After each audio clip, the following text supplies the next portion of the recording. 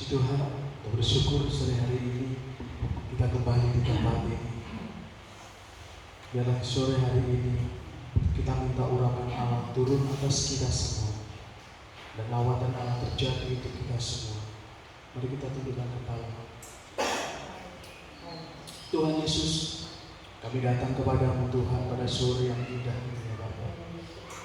Penuhi kami Tuhan dengan kuasa darah-Mu, dengan Roh Kudus-Mu ya Bapa. Urapi kami, dan urapi kami Tuhan. Biarlah Tuhan mujizat-Mu terjadi pada sore hari ini ya Bapa, dan kuasa-Mu nyata atas kami Tuhan. Makasih Yesus, di dalam nama Tuhan Yesus Kristus. Haleluya.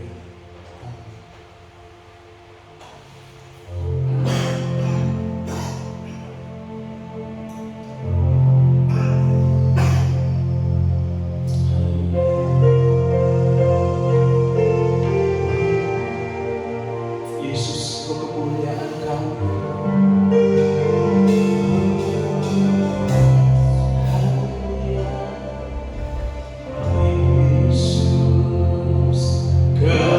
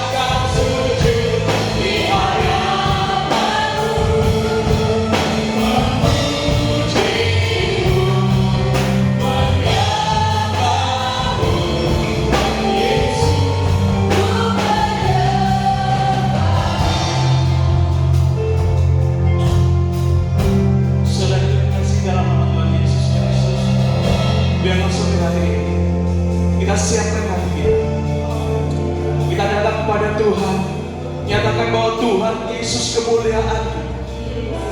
Biarlah segala pujian, segala syukur kita berikan hanya untuk Tuhan kita Yesus Kristus. Sore hari ini biarlah lawatan Tuhan terjadi untuk kita. Yakin percaya Roh Kudus sedang melawat kita. Dengan puji-pujian ini kita siapkan hati kita. Roh Kudus turun atas kita semua. Mari kita semua lagi berdiri, katakan Yesus kemuliaan.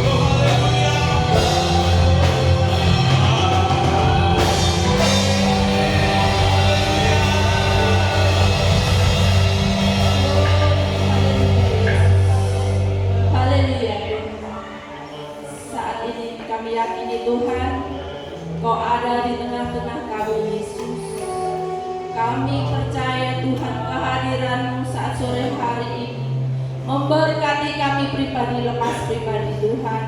Apapun yang kami bawa saat ini, kami percaya Roh Kudus Kau bekerja buat kami Tuhan. Layakkan kami Tuhan untuk melayani Engkau. Layakkan kami Tuhan untuk mendengarkan firman-Mu Bapa.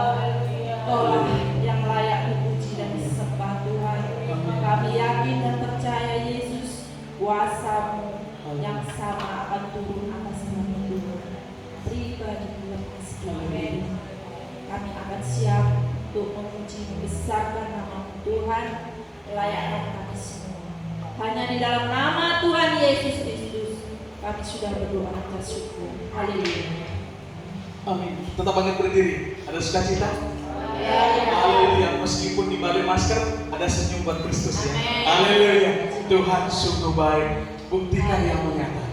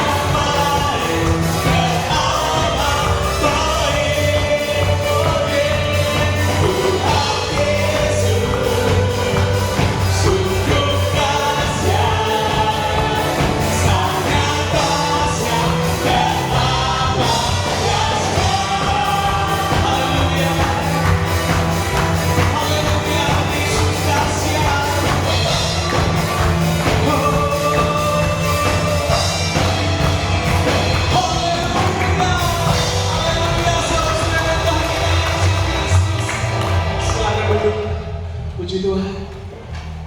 Kita yakin dan percaya kalau Tuhan Yesus dahsyat bagi kita semua. Dan saat ini, kalau kita mengakui bahwa Yesus dahsyat, kita akan selalu dilingkupi oleh Tuhan kita Yesus Kristus.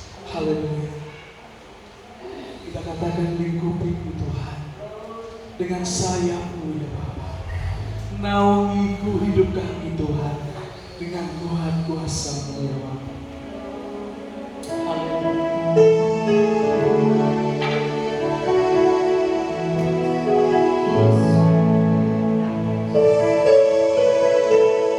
Kita katakan, lingkupiku dengan sayap-Mu.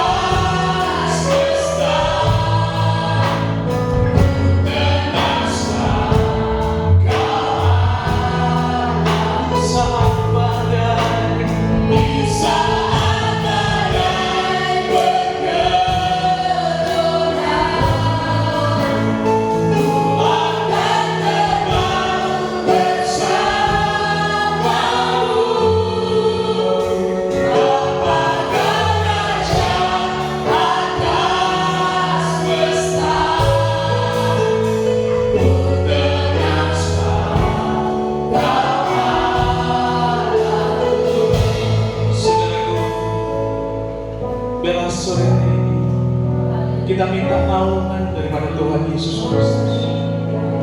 Kita minta Tuhan Yesus melingkupi kita, melingkupi keluarga kita, melingkupi sanak saudara kita, bahkan melingkupi orang-orang yang ada di sekitar kita.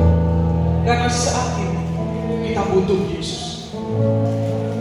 Kita datang di tempat ini bukan karena rutinitas, karena kita datang di tempat ini ada sesuatu yang luar biasa. Kita minta perlindungan, minta lingkupan daripada Tuhan Yesus. Mari kita semua bangkit berdiri. Kita katakan pujian ini dengan iman kita. Amin.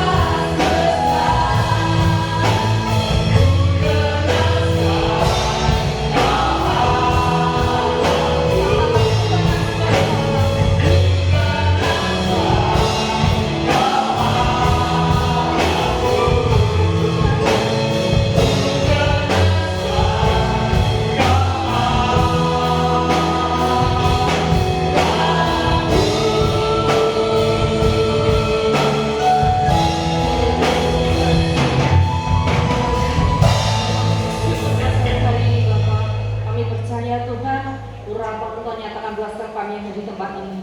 Kami percaya Tuhan, kuasa-Mu menyatakan buat setiap anak-anak-Mu Tuhan. Kami percaya Tuhan, Kau Allah kami yang patut kami sembah dan kami tinggikan Tuhan. Kami saat ini Tuhan, dalam kami yang mendengarkan kebenaran firman-Mu Tuhan. Urapi hamba-Mu yang menyampaikan kebenaran firman-Mu Tuhan. Bila Kau pakai untuk boleh menegur setiap hati anak-anak-Mu di tempat ini Tuhan. Bila firman-Mu dapat menggenapi apa yang kami rindukan Tuhan, apa yang kami pergumulkan Tuhan. Kami percaya Tuhan, Kau nyatakan bagi setiap hati anak-anak saat ini Tuhan. Usir kuasa-kuasa kegelapan dan jatuh, merintangi jalannya ibadah pada sore hari Tuhan. Kami patahkan di dalam nama Tuhan Yesus, hancurkan kuasa kegelapan itu Tuhan. Kami percaya Tuhan, siapkan hati pikiran kami saat ini Tuhan. Di dalam nama Tuhan Yesus kami bersyukur, haleluya. Amin. Puji Tuhan, Shalom. Salam sejahtera di dalam kasih Tuhan kita Yesus Kristus. Puji Tuhan, pada saat sore menjelang malam ini kita melihat kebenaran firman Tuhan. Saya masih berbicara masih seputar akhir zaman, dan kita sekarang sudah sampai pada sangkakala yang ke-6. Sangkakala yang ke-6, kemarin kita sudah sampai pada celaka pertama, ya, celaka yang pertama. Nah, sekarang kita masuk pada celaka yang kedua. Kita mau baca Alkitab kita di dalam Wahyu pasal yang ke-9 ayat 13 sampai 1. Wahyu pasal 9 ayat 13 sampai ayat 21. Kalau sudah dapat, nanti kita mau baca sama-sama ayat ini secara bergantian. Saya akan baca ayat 13, Bapak Ibu baca ayat 14 dan seterusnya. Judulnya adalah sangkakala yang ke-6.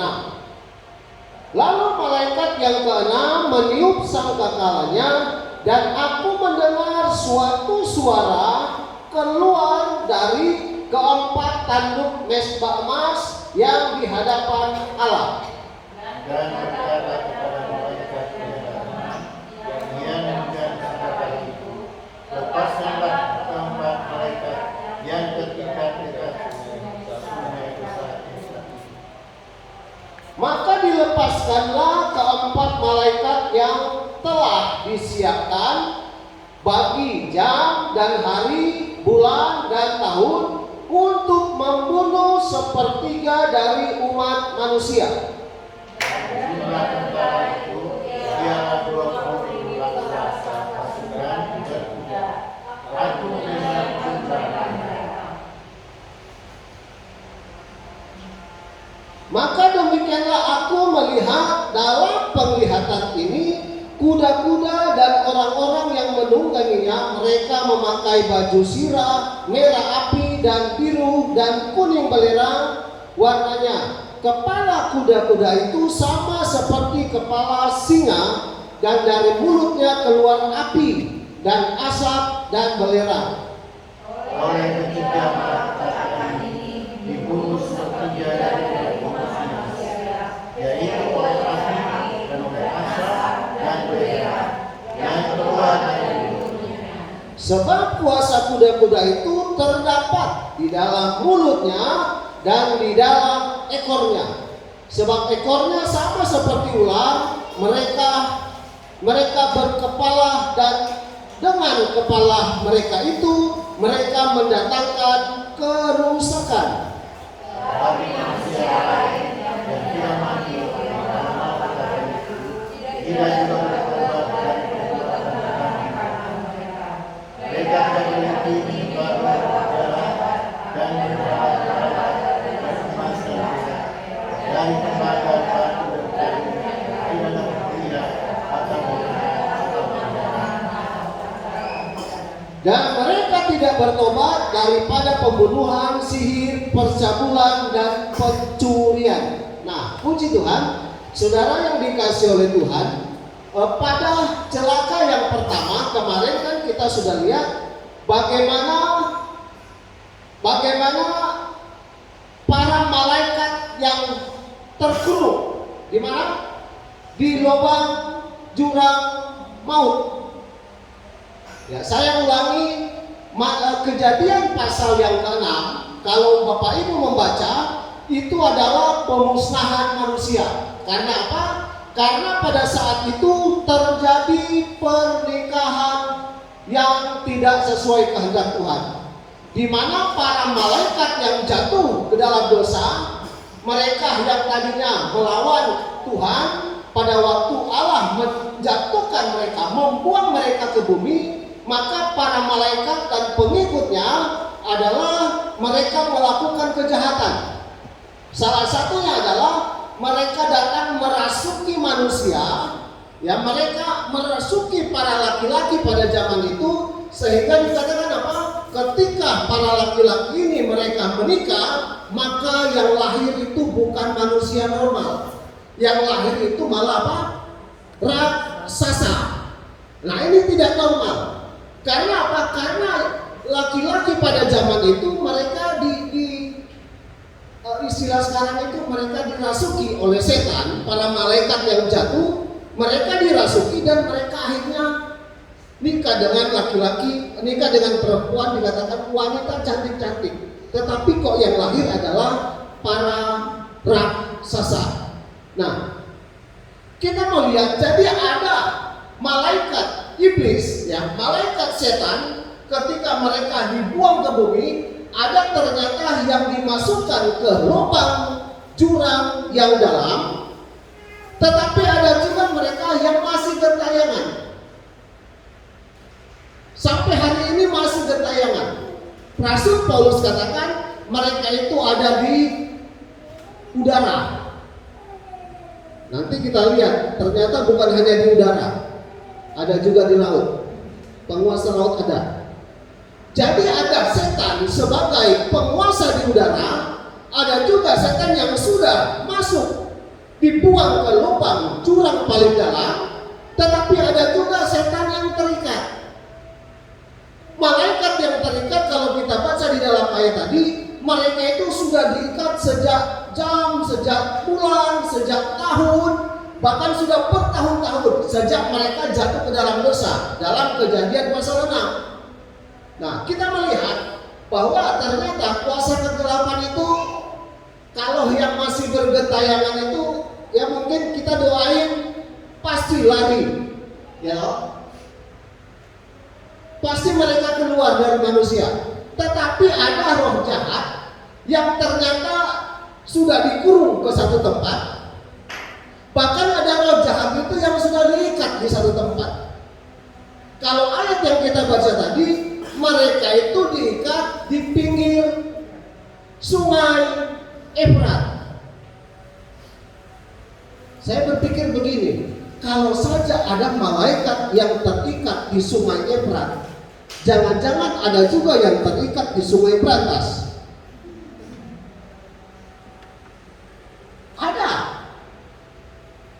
Bapak Ibu mungkin pernah ketemu dengan rumah, misalnya ada rumah yang terkenal angker, ada rumah yang terkenal ada setannya. Pernah ketemu? Ya, setan itu pasti diikat di situ. Tetapi Bapak Ibu jangan khawatir, jangan takut.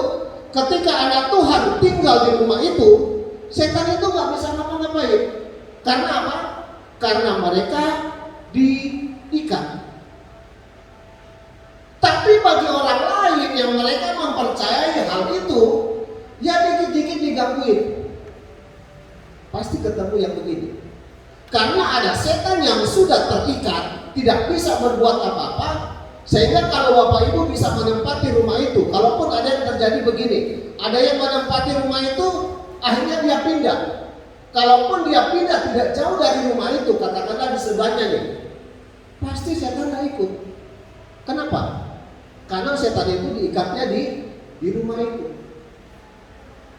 di pohon misalnya. Wah, pohon itu angker nih, banyak setan.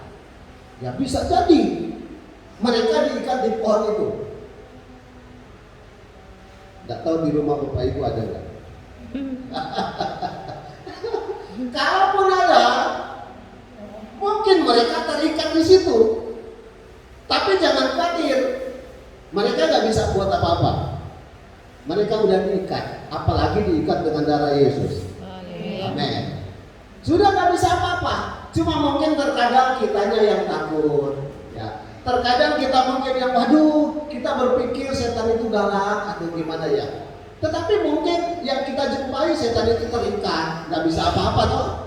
Ya, bahasa Petrus bilang dia itu giginya udah ompong, giginya udah nggak ada. Jadi menggigit pun nggak bisa, digambarkan kayak singa.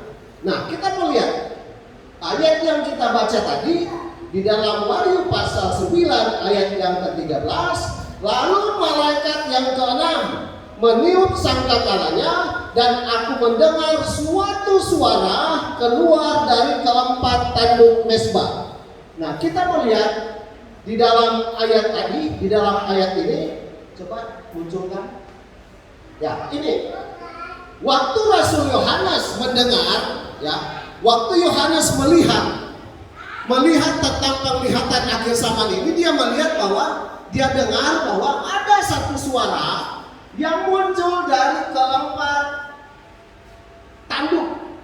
Ini adalah gambar dari mezbah yang ada di tabernakel Musa, dan gambar yang sama juga ada di dalam surga. Sama. Next. Nah, ini seperti ini. Waktu zamannya Musa, ya, tabernakel seperti ini atau kemah, di depan itu ada mezbah korban. Nah, tempat yang tadi. Next. Nah, sekarang kita melihat waktu zaman perjanjian baru ternyata ada orang-orang khusus, ya, khususnya para imam yang bisa membakar korban di situ, imam dan keluarganya. Jadi orang lain nggak boleh, karena ini khusus untuk pekerjaan imam. Next. Nah, kita melihat ini Ibrani pasal yang keempat ayat 14 sampai 16, di situ menceritakan bahwa yang menjadi imam, ya, kita lupakan si Harun, karena Harun sudah lewat di perjanjian lama. Sekarang di dalam perjanjian baru yang disebut sebagai imam besar itu adalah Yesus Kristus. Dia sudah menjadi imam, dia sudah menjadi pengantara antara kita dan Bapa di surga. Pertanyaan saya begini, menurut Bapak Ibu, kira-kira suaranya siapa yang didengar oleh Yohanes? Yang didengar di keempat tanduk tadi, suara siapa? Yang banter. Suara siapa? Tuhan Yesus. Tuhan Yesus. Yohanes mendengar ada satu suara yang keluar dari keempat tanduk. Nah, ternyata kalau kita perhatikan, suara tersebut adalah suara Yesus Kristus. Suara Yesus Kristus ngomong apa? Kita perhatikan. Yesus bicara apa? Lepaskanlah keempat malaikat yang terikat dekat sungai Efrat. Jadi waktu Rasul Yohanes melihat mengenai akhir zaman, mengenai sangkakala yang ke-6, maka Rasul Yohanes dengar ada suara yang berkata, lepaskanlah malaikat yang terikat di dekat sungai Efrat. Kalau kita baca ayat selanjutnya, dia itu terikat sudah lama, ya. Sudah lama. Saya pikir begini, kalau mereka terikat itu tiba-tiba dilepas, itu kayak orang yang merasakan kebebasan itu. Lah, kalau udah bebas, kira-kira apa yang akan dilakukan para malaikat ini? Ini bukan malaikat Tuhan, ya. Ini mereka ini udah setan. Ini sudah iblis. Malaikat iblis. Mereka terikat sangat lama sekali. Kita baca, kita perhatikan baik-baik ayat itu. Yesus bilang, lepaskanlah para malaikat itu, lepaskanlah keempat malaikat itu. Bahkan kalau kita baca, malaikat keempat itu jauh-jauh hari udah disiapkan Tuhan. Wes dipersiapkan. Tuhan Yesus sudah persiapkan keempat malaikat ini, makanya diikat, nggak dilepas. Nah, waktunya dilepas, kita baca ayat selanjutnya. Ayat yang ke-15. Sebelumnya kita lihat dulu mengenai Sungai Efrat. Sungai Efrat itu kalau kita baca Kejadian, kitab Kejadian tentang Taman Eden. Taman Eden itu dikelilingi oleh 4 sungai. Yang pertama Sungai Pison, Gihon, Tigris, dan Efrat. Tetapi Sungai Tigris dan Efrat ini ada sampai hari ini. Hanya ada 2 sungai ini. Ya, kalau kita mau tambahin satu, ya Sungai Brantas. Nah, Sungai Efrat itu kalau hari ini, ya peta hari ini itu berada di Irak. Berarti sebenarnya Taman Eden pada zaman dulu itu letaknya tepatnya di Irak. Irak itu luar negeri, Bapak Ibu. Luar negeri ya, jauh. Nah, kita mau ke sana jauh.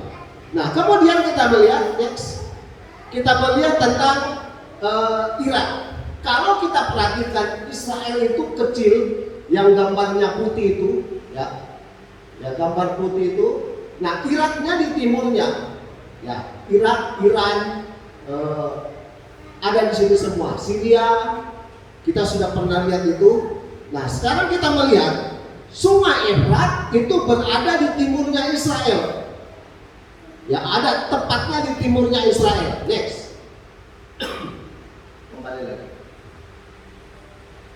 Saya bacakan lagi ayat 15. Maka dilepaskanlah keempat malaikat yang telah dipersiapkan, yang disiapkan bagi jam dan bagi hari, bulan, dan tahun, untuk membunuh sepertiga dari umat manusia.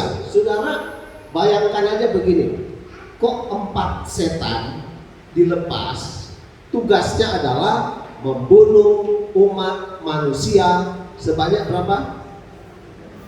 Sepertiga umat manusia. Sepertiga itu kalau sekarang dunia ada sekitar 6 atau 7 miliar, berarti ada sekitar 2 miliar lebih yang harus mati karena keempat malaikat setan yang dilepas. Kalau begitu, nanti kita melawan setan dong. Oh enggak, setan itu ditugaskan, setan itu ada di dunia ini kan salah satunya itu bisa menguasai manusia ya. Ada setan itu bisa merasuki manusia, tetapi memang setan itu selain babi, gitu ya. Dulu pernah kita dengar, selain dia merasuki babi, setan juga pasti akan merasuki manusia. Caranya gimana? Karena kalau kita perhatikan, kok bisa setan ini 4 bisa membunuh manusia sepertiga. Sangat banyak. Caranya gimana? Coba kita perhatikan ayat selanjutnya. Ayat selanjutnya di dalam ayat yang ke-16. Ayat 16. Dan jumlah tentara itu ialah 20.000 laksa pasukan berkuda. Aku mendengar jumlah mereka. Saudara, kalau kita baca ini kok sepertinya kok tidak sinkron ya. Tadinya ada 4 malaikat setan, iblis. Kemudian Rasul Yohanes lihat begini, dan aku melihat ada pasukan sebanyak 2.000 laksa dari keempat malaikat. Sekarang beralih, Yohanes lihat kok ada pasukan 2.000 laksa. Berarti begini, 2.000 laksa pasukan tadi itu pasti dikerjakan oleh keempat malaikat iblis. Mungkin hari ini mereka belum ada niat nih. Kita belum mau perang nih, belum ada kerinduan untuk perang, tepatnya di pinggir Sungai Efrat. Belum waktunya. Tetapi kalau setan ini sudah dilepas, otomatis pasti manusia yang ada khususnya di sekitar itu termasuk Irak, Iran, Syria, Turki, dan nanti kita sudah pernah lihat tentang perang Gog dan Magog. Sebenarnya itu perangnya tepatnya di sini. Nah, kita melihat bahwa 2000 laksa. 2000 laksa itu kalau satu laksa itu jumlahnya 10.000. Berarti kalau 20.000 laksa berapa? 200 juta pasukan. Tapi kembali kita pikir begini, berarti nanti akan ada 200 juta pasukan. Tapi apakah pasukan seperti yang dilihat oleh Rasul Yohanes? Pakainya kuda. Perang ini adalah perang yang modern, Bapak Ibu. Waktu zaman Yohanes melihat, dia kan sekitar umur 100 tahun kurang ya, ada di dalam gua. Dia melihat tentang wahyu ini. Pada tahun 2000 tahun yang lalu Yohanes lihat itu pasukannya kuda. Tapi pertanyaannya adalah kira-kira kalau ada peperangan zaman sekarang masih nggak pakai kuda? Telat. Ketinggalan zaman kalau pakai kuda. Kalau begitu pakai apa? Kalau kita baca baik-baik ayat ini ya, saya lagi baca ayat yang ke-16. Dan jumlah tentara itu ialah 20.000 laksa pasukan berkuda. Aku mendengar jumlah mereka. Maka demikianlah aku melihat dalam penglihatan ini kuda-kuda dan orang yang menungganginya, mereka memakai baju sirah merah api dan biru dan kuning belerang warnanya. Pasukan ini dikatakan mereka menunggangi kuda. Tapi kalau saya mulai memahami yang dilihat Yohanes, ini sebenarnya bukan mengarah kepada kuda beneran. Pasukannya memakai jubah berwarna apa? Di dada itu ada warna merah, ada yang warna biru. Sebenarnya kalau biru di sini terjemahan yang pas itu bukan biru, tetapi itu sebenarnya merah. Merah itu merah kayak ini ya, merah mendekati hitam. Nah, kita melihat di dalam ayat tadi itu dikatakan kuda-kuda itu sama seperti kepala singa. Kok bisa ada kuda kepalanya singa? Pernah ketemu kuda kepala singa? Belum. Kemudian dikatakan selain kepala singa, dikatakan mulutnya keluar api. Wah, kuda hebat ini. Mulutnya keluar api. Kemudian dikatakan ada asap dan belerang. Ini bukan kuda biasa. Itulah sebabnya kita melihat, kalau begitu kuda yang bagaimana nih? Mulutnya keluar api. Next. Inilah kudanya. Kuda modern ya begini. Perang sekarang udah nggak pakai kuda. Udah ketinggalan zaman kalau pakai kuda. Kalau dulu perangnya, saya suka nonton itu Saur Sepuh. Itu perangnya pakai kuda. Pakai kuda. Tapi kalau sekarang nggak laku.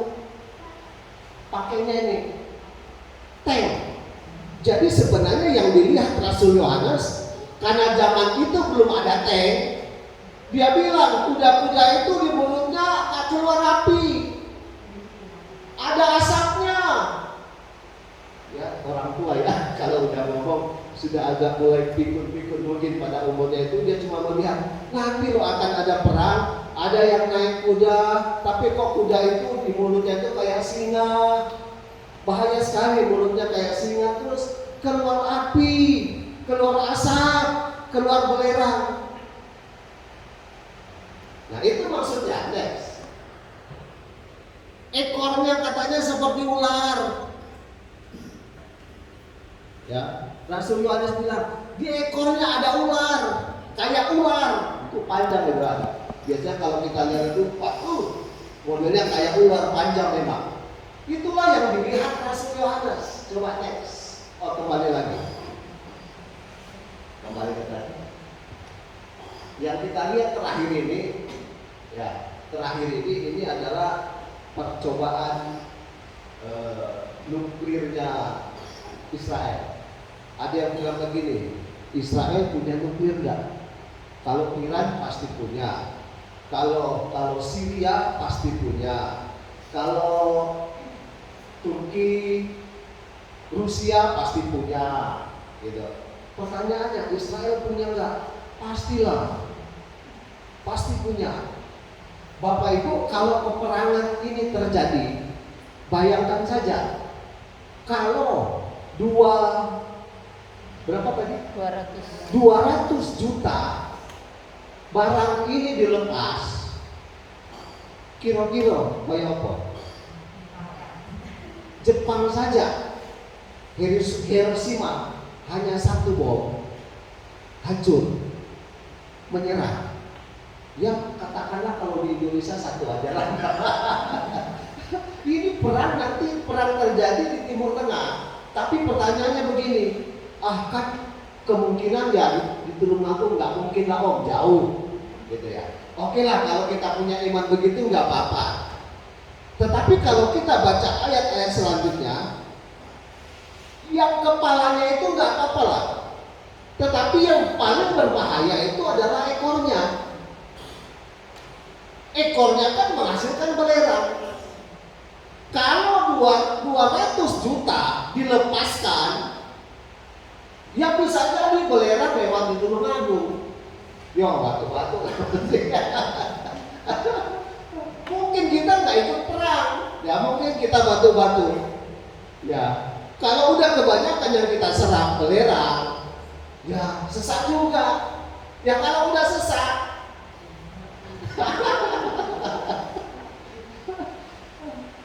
ini yang bahaya. Firman Tuhan katakan belerangnya, kepalanya nggak apa-apa sih, karena mungkin jatuhnya di sungai Perigi sana nggak popot, gitu. Tapi lewatnya di Tulungagung gitu kan. Tapi belerangnya itu yang ikutin itu. Apa pelajaran untuk kita hari ini? Kalau menurut Bapak Ibu, ketika kita mengalami ini, katakanlah kita masih hidup. Kalau mungkin kita masih hidup, terus ada yang lewat. Mungkin perang, tapi perangnya enggak, masih lama lah, tidak, ya masih lama. Semoga perang ini ada, nanti keturunan kita yang selanjutnya lah, ya. Pasti itu pasti terjadi, masih lama. Tapi yang pasti begini, perang ini kan adalah perang akhir zaman, dan itu perang masih terjadi. Ketika terjadi, memang Alkitab sudah mencatat. Kalau kita baca ayat-ayat selanjutnya, ketika perang ini terjadi, maka orang-orang yang hidup pada zaman itu nggak mau bertobat. Kenapa nggak mau bertobat? Karena sejak materai kedua dibuka, Roh Kudus itu ditarik oleh Allah. Damai sejahtera itu sudah ditarik oleh Allah, termasuk damai sejahtera kepada Bapak Ibu. Tapi jangan khawatir, Roh Kudus itu yang ada dalam kita hari ini, itu membuat kita semakin hidup menjadi karakter Kristus. Seperti pujian, seperti Yesus, seperti Yesus. Kita mau jadi seperti Yesus kayak apa sih? Apakah sama seperti ini gambarnya? Enggak, tetapi yang menjadi seperti Kristus itu adalah karakternya. Karakter Kristus ada di dalam kita. Jadi waktu Roh Kudus ditarik, diambil dari kita, yang tertinggal apa ya? Karakternya Kristus. Nah, bagaimana dengan orang-orang yang lain? Damai diambil dari mereka, Roh Kudus nggak ada dalam diri mereka, sehingga niat tobat nggak ada. Yes. Sejak saat itu niat untuk bertobat tidak ada. Makanya waktu perang saja ini Alkitab katakan mereka juga nggak bertobat, nggak mau, karena di dalam ini kan sudah ada Roh Kudus, nggak ada kedamaian lagi. Dan Alkitab katakan mereka itu hidup semakin hidup sesuka hati. Ada yang mencuri. Kalau perang itu identik sama pencurian. Perang selesai pasti ada pencurian. Oh, paling senang kalau ada peperangan, karena pasti ada banyak penjarahan. Hidup dalam penyembahan berhala. Setannya banyak pada saat itu. Kalau sekarang masih sedikit. Tapi saat itu setan-setan yang keluar tadi, setan-setan yang kemarin dimasukkan ke jurang lubang maut keluar, belum lagi setan di pantai selatan keluar, wah, ketemulah mereka semua di sana. Dan manusia itu pada saat itu yang tidak mengenal Kristus akan digiringnya ke sana, bukan menyembah kepada Tuhan, tapi menyembah kepada setan, kepada berhala. Tapi bagi umat Tuhan yang hadir hari ini, ayo kita perlengkapi hidup untuk semakin hari kita hidup sama seperti Kristus. Amin. Sehingga pada saat walaupun badai bergelora, walaupun bumi goncang-gancing, walaupun bumi tidak baik, walaupun bumi sedang menuju kepada kebinasaan, tetapi orang-orang yang percaya kepada Kristus akan menikmati berkat kekekalan, yaitu kerajaan surga. Puji Tuhan, Tuhan Yesus memberkati. Terima kasih Tuhan untuk firman-Mu yang sudah kami baca, yang sudah kami dengar, materaikan di dalam hati kami, sehingga firman ini menjadi kekuatan, firman ini menjadi pedoman bagi kami untuk kami